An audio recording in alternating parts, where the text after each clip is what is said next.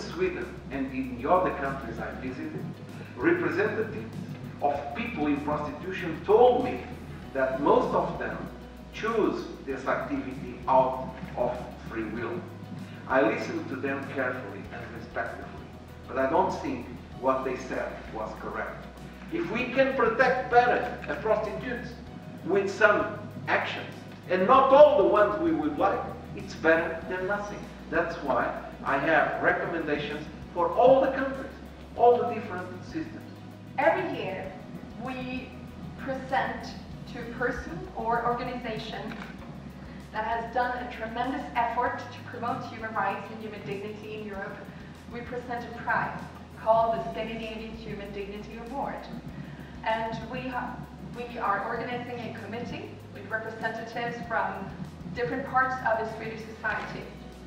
And we have discussed this during this fall, and we have decided that Mr. José Mendes Bota will be the award winner of this year's prize.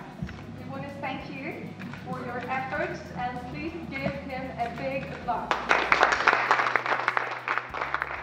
The prize, motivation of the prize from the Scandinavian Human Rights Committee, it says, Scandinavian Human Dignity Award is presented to a person or organization which has made a special contribution to human rights, all of which derive from the inherent dignity of the human person and are essential for his free and full development.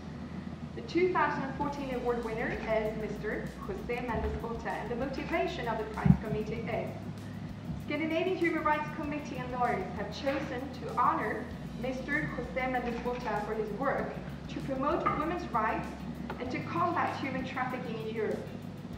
His long-time commitment for human rights and human dignity make him worthy of the Scandinavian Human Dignity Award 2014.